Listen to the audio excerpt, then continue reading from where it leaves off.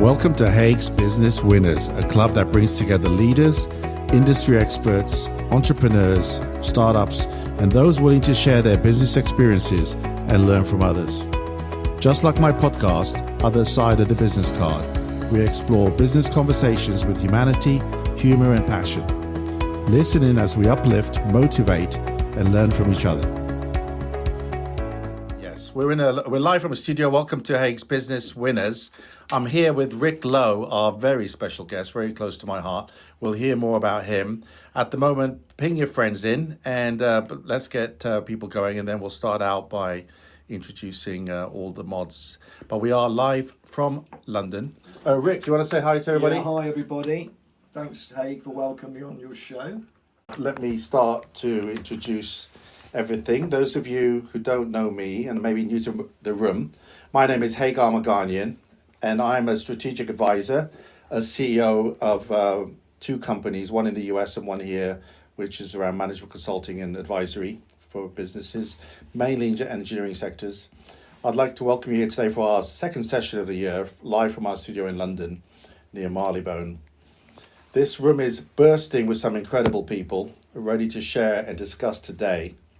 And today's topic is one that's very, very interesting. We're going to talk about the whole new world of brands and the new order of brands, given the new TikTok generation that kind of, is going head to head with the Gen X generation, who's maybe a bit more traditional in terms of how they view brands and how they buy. So we're going to talk about that. And I've got a very special guest here with me, as I mentioned, Rick Lowe.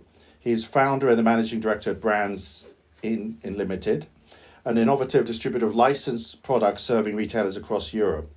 He holds extensive experience in the world of licensed fashion products and supply to major retailers such as Sports Direct, ASOS, Amazon, Disney, Warner Brothers, and more.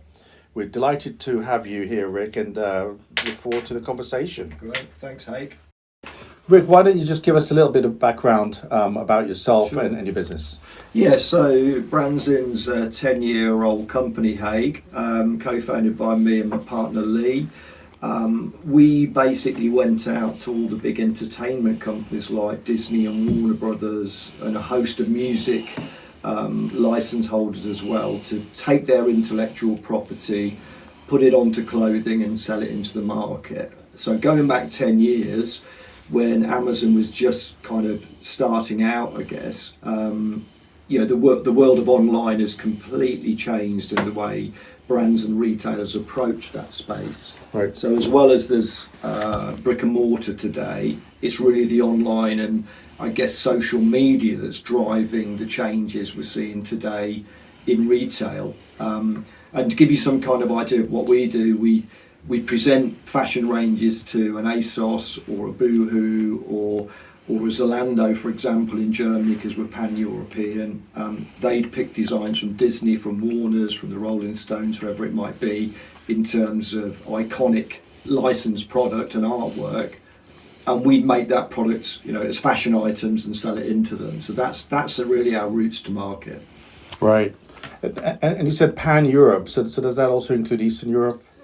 Yeah. How does it work? Anywhere in Europe. So yeah, it would be the whole gamut really. So a Disney fashion range could be, or accessories could be completely different than the ones we would see, say, in North America or some other region. So the way it works in licensing, Hague, is you go to Disney, for example, they give you a territory and you're allowed to sell into that territory. So we don't have a license for the States, but Europe's a big enough market.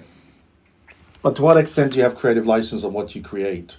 That's a really good question. So what happens when you get a license is they'll give you a style guide, which are really the rules and regulations. So if it's Mickey Mouse, you can't change the integrity of the design, but you could design around it within reason. Of course, once you've done a design, it's got to be submitted to Disney. They then approve it, and that gives you the green light to go to market. And so did you have, I guess, what are the strengths of your team? Because obviously you've been very successful and you've been going for many years. So is it the ability to follow the rules around the guidelines of the brand, but kind of be creative around it?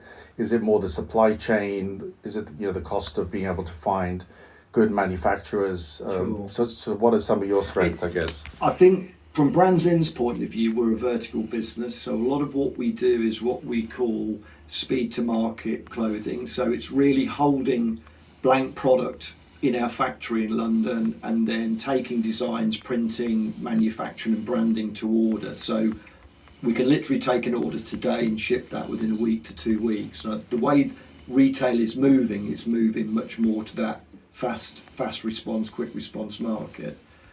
I mean, in terms of probably some of our strengths, I mean, design's one of them. So really, each season our designers would look at trends that are coming through and design around it. And the beauty, really, of licensed product, it's pop culture, Haig. So essentially, the youth market is always looking at things that are music related, Netflix related, Disney movie related, for example, Harry Potter related. The fan bases behind these iconic properties, let's say, are enormous, which means a lot of retailers like licensed product because it drives eyeballs to the store, or feet to the store, eyeballs to the website, and then they sell other product around the licensed proposition.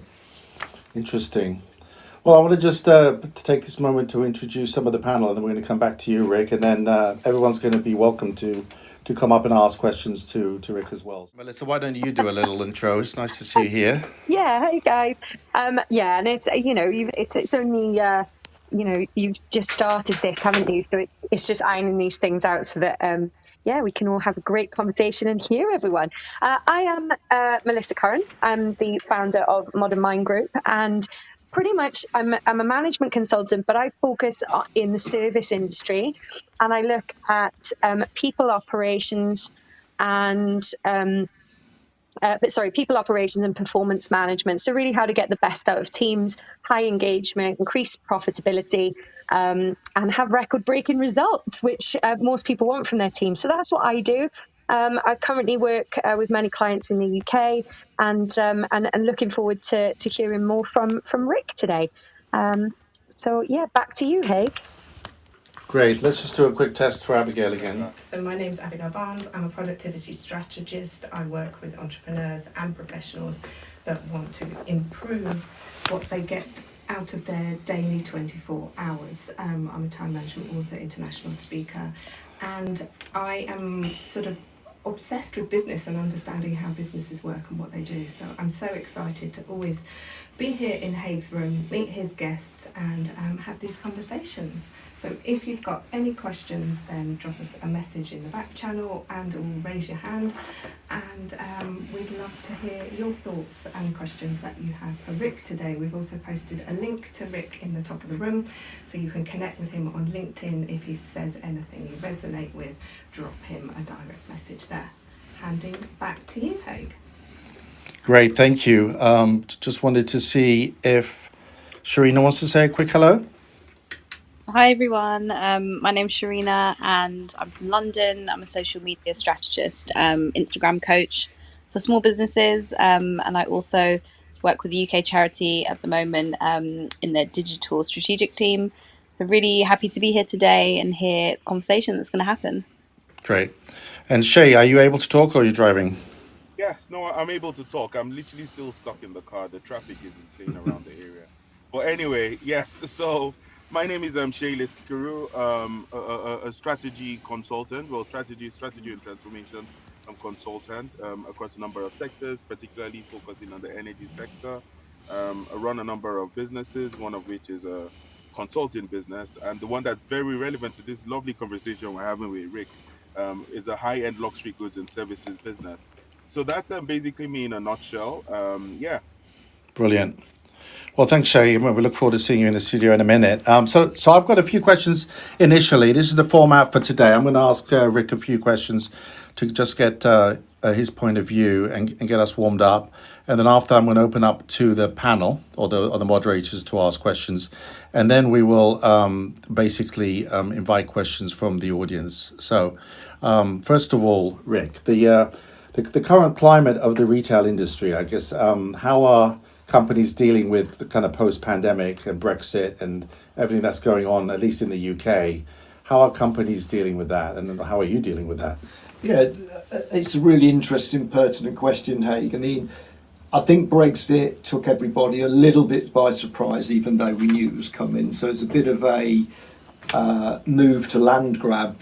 In terms of our business, we have, previous to Brexit, we have competitors in Europe that could sell into the UK, and we could sell into Europe just with a UK license, because the Treaty of Rome allowed you to do that.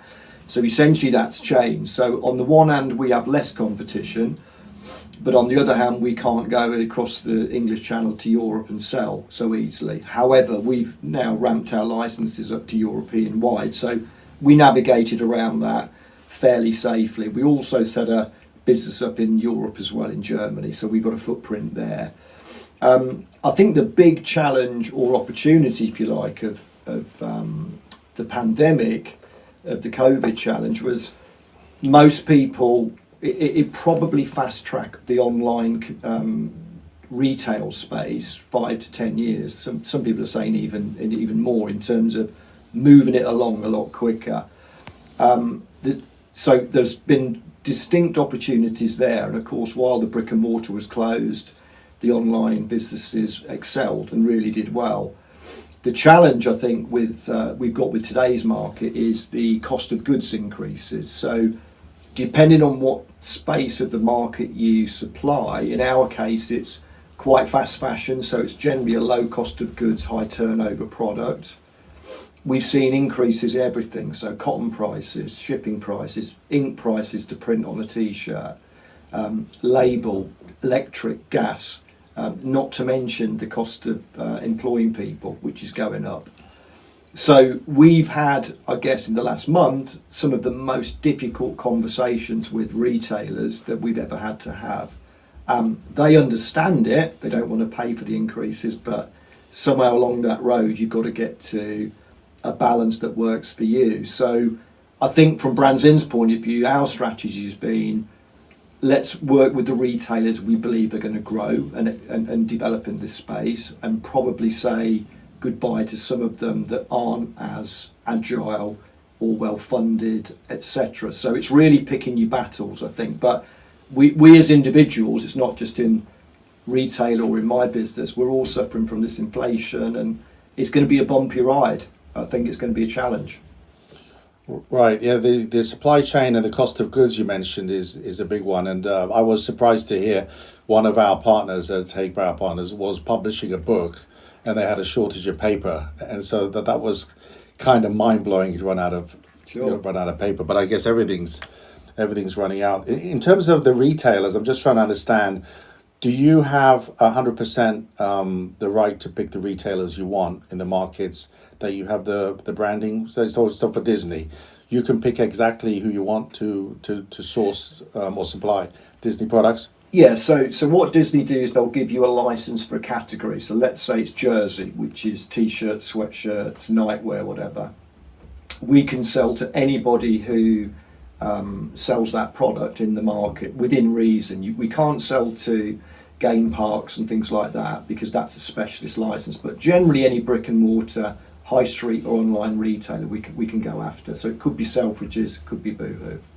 So just moving on to, you mentioned some of the trends like supply chain and the cost of goods going up, and so you've got a lot of things to juggle there, but I guess I think when we talked earlier this week, you were saying about how different the landscape was compared to 3 years ago. So what are some of the major trends that I guess are going to be trending in the next 3 to 5 years that people may not be expecting in the world of brands?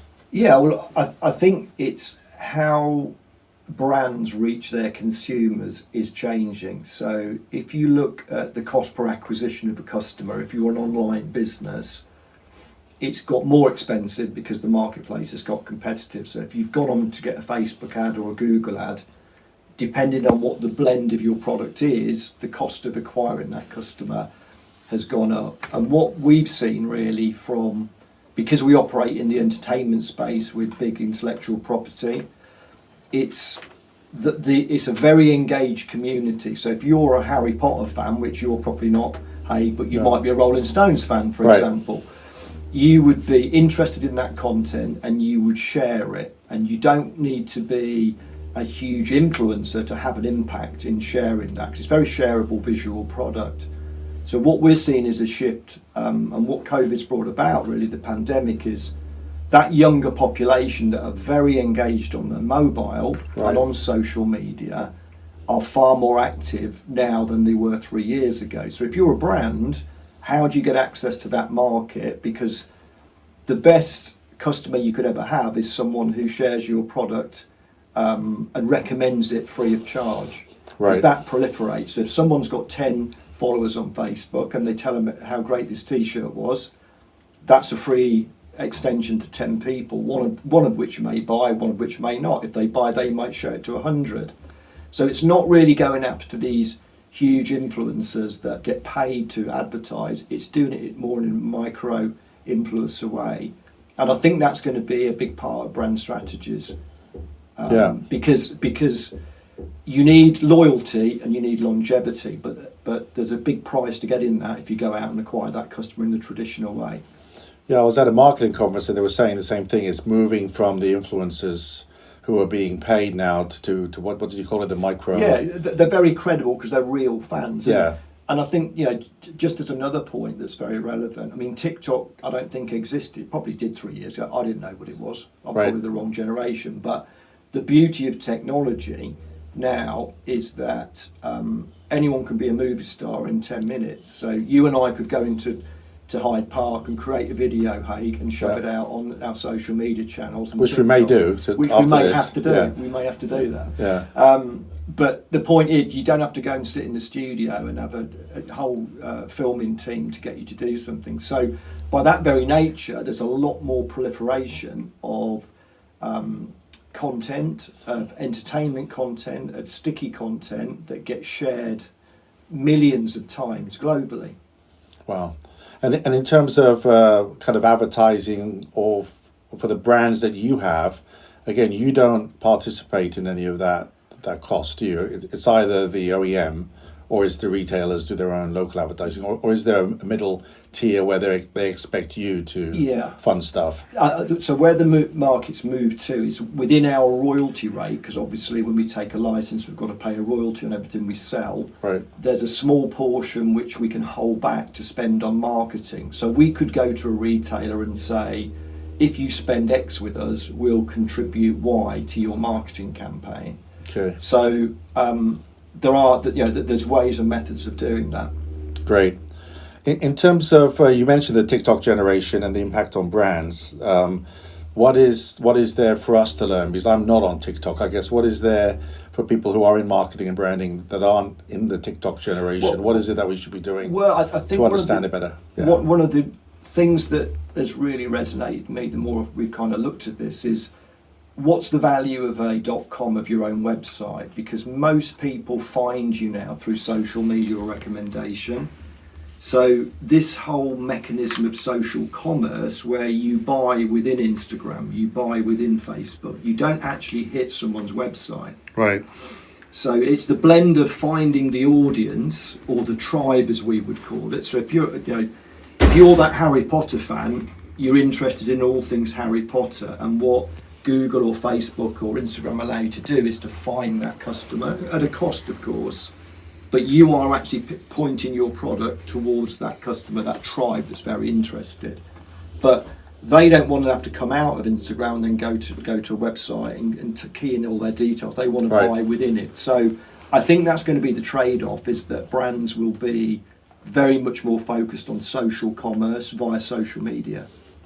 So I've got a couple of quick questions I'm going to open up to the panel. So if Abigail, Melissa and Shay are ready with their questions. But my last two questions. One was, again, the prediction for the next 5 years.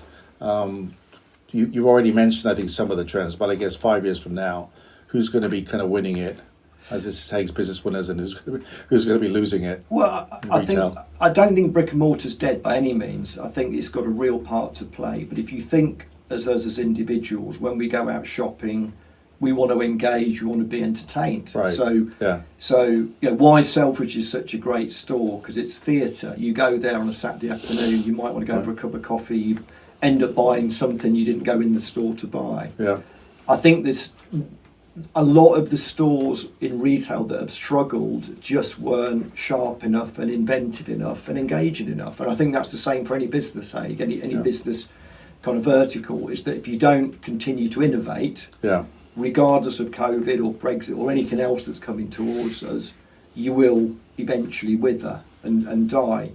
So I think there's a lot of opportunities for ways that brands want to engage with the consumer to build loyalty, build trust. I think the overlying trend we're seeing is one of sustainability, that all consumers now are very much aware of the credentials behind how something was made. Whether they want to pay more for it, I think that debate is still ongoing. So my frozen underwear T-shirt is sustainable, hopefully.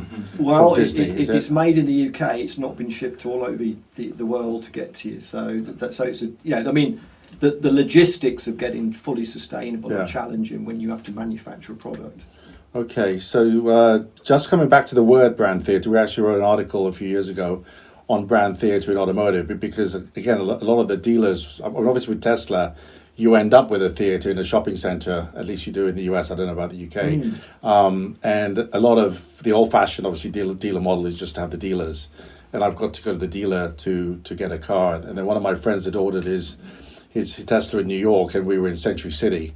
And he was able to just walk in the store, and they were able to bring up his file. Exactly, he was able to modify his order, get all the information. And the whole concept is theatre, just like I think Apple probably got this 20 years ago, which is you go in the Apple store and you're entertained. I mean, it's just absolutely fantastic. I think Samsung and Microsoft had started a bit of this, but it's more kind of geeky in my opinion. But anyway, the last question from me before I hand off and is the getting people back to work. Does that affect you at all, this kind of great resignation, and in terms of how you can find good employees and bring them in? Yeah, I think that's something that all businesses have struggled with, because the concept of being at a desk 5 days a week, I think, has gone for good and bad reasons. I think if you allow someone to be at home full time, they definitely miss the nuances of the business and the sharing over the coffee machine of an idea or hearing within earshot something else that's going on. So I think you don't get so much of a rounded workforce. However, there are, because of the nature of how we communicate and the ability of technology to give us the ability, the ability to talk to someone at the other side of the world in perfect video and audio, you've got to leverage technology as well. So do we need to jump on a plane and go and see people so much? No, we don't. But I think the way the human body's developed over hundreds of thousands of years in terms of its communication requires you to go and see someone for certain things. Great. And I think it's like anything, it's getting that balance right, and that's what all businesses, I think, are struggling with at the moment. Fantastic insights, Rick. Thank you. I'm going to open up to the moderators to jump in and the people here in the studio with me. For those of you who might have recently joined, we're talking about revolutionising retail and the new world order of brands, and I've got Rick Lowe from Brands In.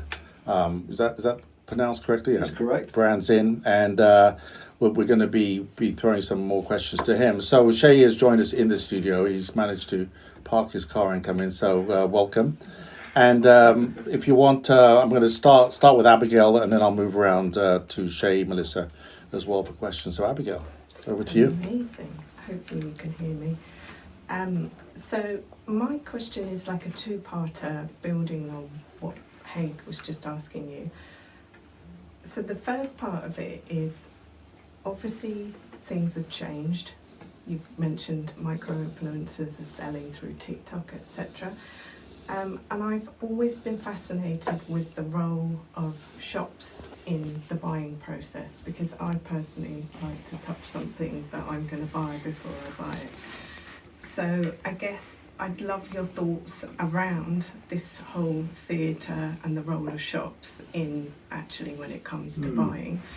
And then the second part of my question, really linking into all of that, is who are you actually hiring right now in your business? Is it more tech-focused people? Is it more production? Is it more salespeople? So that's kind of the angle that I'd love your insight on. Yeah, no, I mean, just to kind of start with the first question, I think brick and mortar and retail's got a big part to play. As you rightly said, we like, as humans, we like to touch and feel things and see things and engage.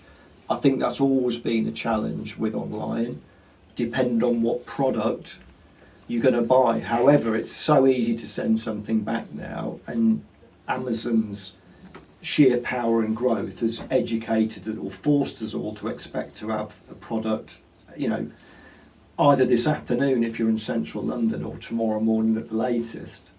So I think our expectations of consumers have increased. Our ability to say, no, we don't want it anymore and send it back at the cost really to the supplier, the brand, that's been exacerbated as well, certainly by the growth of Amazon and online retail. But I think there'll always be a case, if you're a creative brand, if you do things that engage people and bring people together as a community physically, that you will definitely win. And I don't think we see enough of that, or the brands that can engage that way will succeed in terms of building that brand. But the power of online is not going to slow down, and also the power of buying within huge social channels will increase. I mean, China's ahead of us, as far as we know, quite a long way in terms of its e-commerce and how social media and social commerce works. Your second question is very good, actually, because I was thinking about this last week. We have probably invested more in, let's say, the technology side, because as we work more with retailers and engage in quicker to market supply, a lot of that is down to technology. So the ability to, a big trend now in retail is retailers don't want stock anymore. So they really want a brand to supply their business from their own warehouse. So that is a whole technological minefield to integrate someone's warehouse in Huddersfield with a retailer that's in London. Right. Because a retailer doesn't want the stock risk, because if it is worked out after many years that generally stock only goes one way in value, and you always get left with the stuff you don't want, and there's no real route apart from selling it cheap. And if you're a brand, what you want is to try and get a higher margins, but you don't want the stock risk being on you. So there's a lot of, I think, conversations going on in retail with brands about how that balance, because they want the eyeballs that a big retailers has got, and a big retailer's paid a lot of money to get that captive audience, but they also want to make a sale as well. Wow. And then the other challenge within that, and we've experienced this quite deeply, is the returns problem. Who pays for returns? No one wants to pay for returns, basically. Yeah. So they're the dynamics of the market. For a brand, it's a great opportunity to plug into more retailers because they've not got to commit to your brand. However, you've got to be able to fund the stock and the infrastructure and the tech. So I see a lot more of that going on in the market, where key hires will be people that can plug all the plumbing together to make that product in a warehouse in one part of the world shipped to another part. Is it, what you're explaining, is that similar to what Amazon's obviously mastered? Because they've got a lot of third-party warehouses and it's a lot of connecting, right? And food supply chain is probably doing the same thing. Is that similar to that? Or yeah, so where want to go? With Amazon, I think when they started out, they were buying product from us, putting it in a warehouse and selling it. Then we went on to the seller model, where we make to order. So if we're on Amazon Prime today in the UK, you're buying a product that hasn't been made yet. We'll make it to order and ship it today to you anywhere. So if it's Amazon Prime UK, it goes within the UK. Right. And Amazon take their commission for that. But I think in general, I think Amazon's become, in my view, a search engine. Whereas if you look at Zalando in Germany, which is an enormous fashion branded marketplace, they've specifically gone after the kind of fashion market and done it in a way that the experience is much more engaging. Because you can go on Amazon to buy a t-shirt, flea powder and some washing up liquid, because it's a search engine. Whereas a more refined marketplace that's specific to a certain category or vertical, such as Zalando, you go on there to buy a brand and you're getting more immersive and engaged in it. Wonderful. Well, thanks for that. I'm going to go now to Shay. I told Shay you're going to be in the studio, so he said he's going to make an effort to come in Thank you, Shay. to this studio. And then when we were talking about your business, sorry, the shuffling some microphones around illegally. When I told Shay you're going to come in, he said, "Well, that's why Rick always looks so fashionable." He said he's in the fashion industry, and because of that, as some of you saw, we both went and got our hair done. I didn't want to let Rick down; he was getting his hair done. This is true. So Shay, some of the comments or question from you now would be appropriate. Yeah, sure. Rick, it's so good to see you again, and I must say I'm loving this conversation, and I'm hoping we're all picking something good from this. So I have a series of questions, but I'll try and phase them out. The first one is probably beneficial to those who are starting up their businesses or who have an interest in sort of going into the fashion industry. A lot of times people tend to say it's all about passion. Like when I look at you, you sort of speak your brand. You know, you dress really good. You're always looking sharp. You know, it just works like Haig just said. Is passion good enough for business? Is my first question. You know, and what triggered you to get into this sort of avenue? Was it like the opportunity, or was it just something you saw a gap in the market to close, or was it like demand was created? What was the real trigger for that one? Well, I think let's start at the beginning there, because I think you've got to have a big enough reason as an entrepreneur to start a business, which really is your passion for it, to want to make it work, because the odds are stacked against you to ever be successful. So without that real drive and enthusiasm and passion to go on that journey and learn and develop and get through all those obstacles, that there are many, and let's face it, and Haig and you will understand this, the more you develop a business, the more bigger obstacles you actually have to deal with.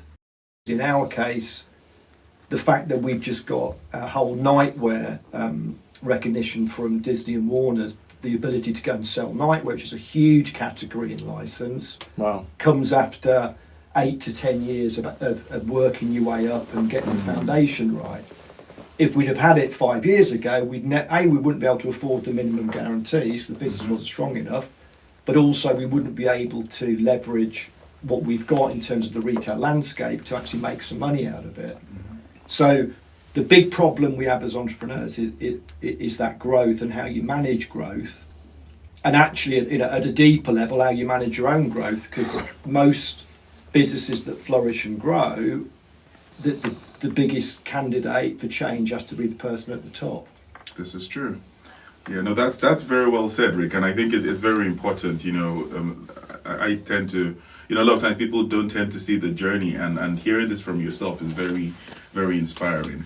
So my second question here is around the whole thing around sustainability, especially now in this current climate, you know, where we're faced with a lot of, obviously the Brexit is one of them, COVID came on, and then as businesses, it's all about being, you know, sustainable in the manufacturing and so many other factors. On the grand scheme of things, do you think having sustainable clothing is very crucial? Do you think, you know, I mean, not from the, like, let's say the bad things like kids, you know, making the outfits, but in terms of using sustainable sort of manufacturing processes, more or less. Yeah. Is that irrelevant? Because I know it's very expensive to do this, and is it worth that tagline, if I can say so? Well, I think we all know as people that live on this earth that we've got to do something about the planet. There's no question that what we've managed to do is destroy the very essence of our ability to survive almost. So there's no escape from the fact that as a consumer we're all looking to try and do our bit. I think everybody realises that in varying forms. You know, you have people at the extreme who do everything about it, from the way they eat to way they, you know,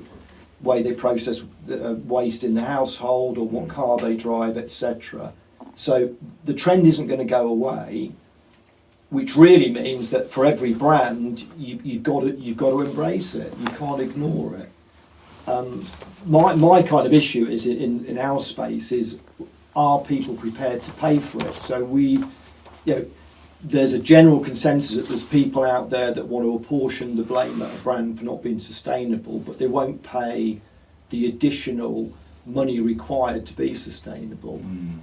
So I think that's the big challenge that everyone in the market in business has got. This is true, and it's sad, but you're right, because it comes with an extra cost, and that cost obviously gets passed on to the customer. And I think we need to pay for this, despite the desire the government wants us to sort of pursue. And I think, Shay, as well, we as individuals, I think we are looking at what we consume individually as to whether we need as much as we think we need, because we probably don't. I think the age of consumerism is probably on the decline. We're all very much aware of, probably more aware of what we consume, and do we really need something, and is it going to make us happy? And that's a whole different discussion for another time, hey? Yeah, no.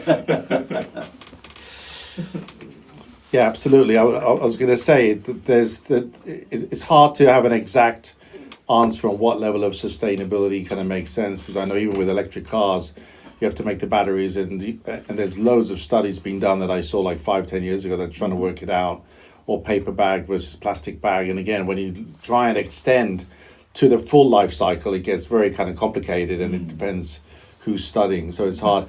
But the kind of thing that was really low-hanging fruit in terms of, you were saying, Rick, to do what we can for the planet was, I was at a sustainability conference about 4 years ago in Chicago, or 3 years ago, and Walmart was talking about their campaign in the US, where every single product, they made their TV ad shoots kind of zero carbon, or everything would be recycled.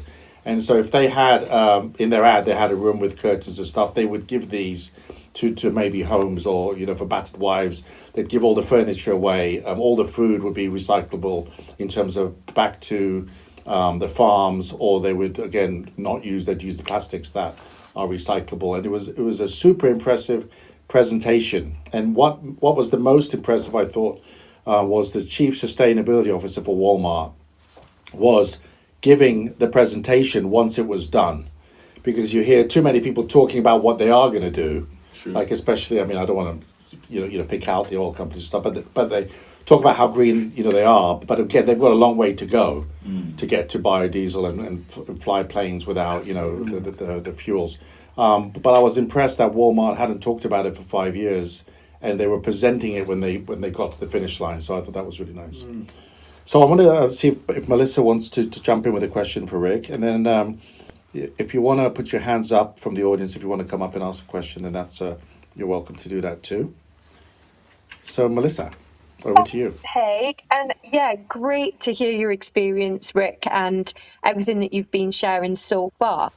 So I have created sort of a brand story. I've got a book that is coming out very soon, a week on Tuesday, and I've trademarked the term emotioneering. So in terms of what I want to do, I want to actually create, some clothing and things that, like you said, are micro influencing around the brand for people that are fans, for people that do sort of believe in the mission and are aligned with it. I was wondering what your top maybe 2 or 3 tips would be for me whilst I'm in that phase of attempting. So I haven't, for example, got a supplier yet. I haven't done any of that stuff. It's just, I know I need to get there in sort of the next month or so. But what would you say are the top 2 or 3 things for me to consider with that kind of thing? Well, I think Melissa, the first thing is, if it's a new business idea, you've obviously got to be careful on where you spend the resources, which is time and cash, basically. The natural challenge with clothing or fashion is you go and buy a load of stock and then realise it's the wrong stock. So I'd be very, very careful about what you commit to, even to the extent where pay more per unit to be allowed to make less product, because that gives you flexibility. I think the other thing would be, you've just got to be authentic about it. So the challenge with following trends is sometimes it's disingenuous. Big brands jump on a trend. I think we've seen it with sustainability. A lot of them they call it greenwashing. So they'll get you to spend X to give a bit of money back to charity for Y. And so the real let's say, truth behind it is not always apparent. But I think you just got to be very authentic, passionate about it, and just manage that initial campaign to get out and start testing it and trying product, because you don't want to. The person that owns the golf course second or third time is the one that makes the money out of it, because all the mistakes have been made on the first ownership, and that's something someone told me a long time ago that really resonated with me. So I hope that helps. That was brilliant, and I love that analogy of the golf course. And you're right. So I'm looking at someone that can potentially do the whilst I do the design, check the actual products and what they've got. So that you're right, I'm not stocking loads of different sizes that people don't want. So thank you so much. It was brilliant, valuable information. Cheers. Pleasure. So I'm gonna direct my next comment to Rick and Shay. We're all part of the Company of Entrepreneurs, which is one of the guilds. The Entrepreneur Guild in London is very, very important to us, and so it's two part. One, I was gonna get one of you just to talk a little about the Company of Entrepreneurs, as we want to attract entrepreneurs into our group. And then secondly, maybe again, when we talk about the trend of brands and stuff, whether that gives an advantage to entrepreneurs starting up or whether it's a disadvantage as the kind of world changes. But that's the question to follow. But before that, maybe one of you can say something about the Company of Entrepreneurs, or maybe both of you.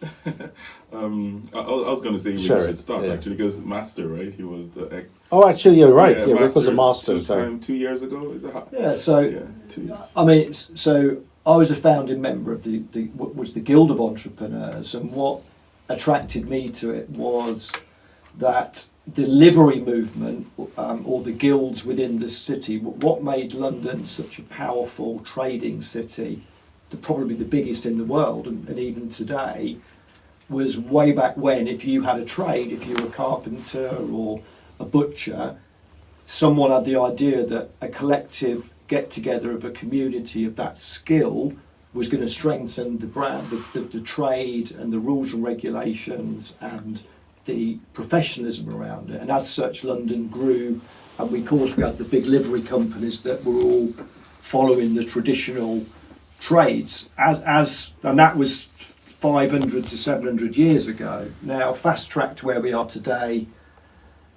the chap that conceived the idea of the Company of Entrepreneurs, a guy called Dan Docherty, and he'd gone to the Lord Mayor and said, entrepreneurship is a trade, and we've got nothing in the city today that really expresses that. So the challenge he had was to get that by the mayor and the council around making the decisions in the City of London, and managed to do it. I was a founder member, and then the guild went on the journey, and last year we qualified for the Company of Entrepreneurs as a worshipful company. Eventually we will become livery status. And really what that means to people that I guess don't understand it, we support the Lord Mayor's role and his ability within the city. His job really is to drive trade and promote the City of London, but we also promote our own trade. So we're very interested in, by nature of being an entrepreneur, we're very curious people. So we like to learn, we like to sit next to people at nice dinners in the city and learn what we can from other people, other people's experiences and their own journeys. So it's quite a lively bunch within the Company of Entrepreneurs, as you guys well know. And the whole element of giving back with our trust and promoting entrepreneurship, helping underprivileged entrepreneurs is a big drive with Judy Haddon at the moment, who's the current master for social enterprise and funding that. And there's a whole mechanism that she's put in place to do that this year with her Easy programme. So I think as much as there's a social side to it, there's a very real force for good within the city. True. And to drive entrepreneurship. No, that's very true. I mean, I think just to add to what Rick said, from my perspective, why I joined was so I was introduced to the Heart of the City, it's called. And that's how I got to know about the Guild of Entrepreneurs and so on. And I was curious, but what I did like about it in layman terms is the fact I can be with a bunch of professionals, across multiple sectors, and make comments like, "I'm broke, the business is struggling," or I'm exploring bankruptcy. What are your thoughts? And just talk about the real challenges entrepreneurs make, or, things like how do you handle certain issues, advice, and you're perfectly normal and you're not looked at like you're going crazy. For me, that was one of the key selling points. And also something that I have a soft spot for is the giving back mentality the company has. It's something like I haven't seen a group of people so passionate about supporting a good cause, being there in any way, shape or form, involved in a number of schools. I mean, last week we were at University of Westminster, and we had a talk with a few of them on Monday. And just that passion we all have to see the next generation grow, the transfer of knowledge and wisdom and so on. It's something we're very big on. And for me, it just makes perfect sense. And having, like I said, a group of very successful people, also people who are just starting up, all coming together without being judged or anything on a sort of blank sheet of paper for a good cause is amazing. Yeah, and I think the level of funding surprised me. We were at the Impact on 22 event last week, and was it like 12% of the all the funding of the UK's charities comes from deliveries. Yeah.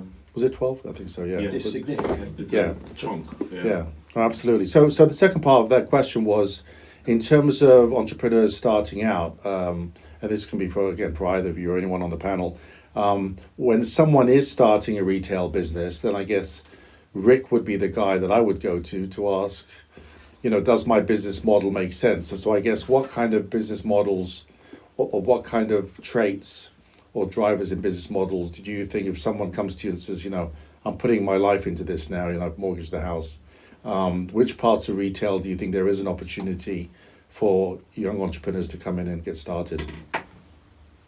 Well, if I just take that one first, Shay, I think technology is a big driver now. So anything that enables you to take a product and point it towards lots of eyeballs, I think that's the component part of growth has got to be technology and how we leverage it. I think at the other end of the spectrum, if you're a very product focused person, it's having the ability to obviously be passionate about what you do, but also go down the common road of, why would someone want it? What bit of the market am I going after? Where in the market does it sit? And then all the mechanics behind it to make it actually come together and happen. Right. Because anything product related, it involves making something, that involves cost, it involves processing, shipping it, funding it. There's a whole gamut of, let's say, traditional nasty elements to the business that you've got to get right, because otherwise as much as it's a great product, Right. you might end up never getting there. So it's a challenge. It's a very challenge. Every day is a challenge.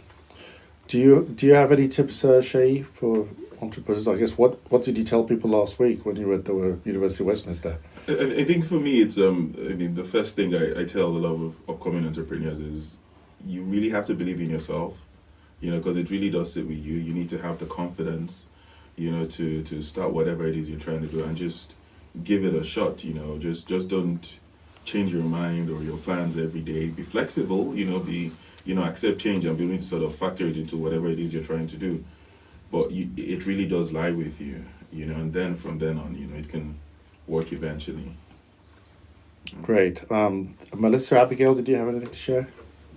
Yeah, I can go. So coming back to this point that you made, like way at the start of the room, hey, around the Great Resignation, where do you sit on the whole concept of apprenticeships and learning within organisations? Because being an entrepreneur myself that came from a corporate background, the number of lessons I've had to learn over the last 8 years on my own buck. There's a guy called Gary Vee that maybe some people in the room are familiar with, who talks a lot about the narrative of learn on somebody else's dime. Now we're predominantly a UK audience here, but this is a global app, so people listening. So what is your sort of thoughts on this? Because obviously we're almost in like a new start, a new leaf, a new opportunity. So your business, other organisations, what would you say to new entrepreneurs, perhaps people who are even in jobs right now and are saying, but I've got an idea for a side hustle. Should I just quit and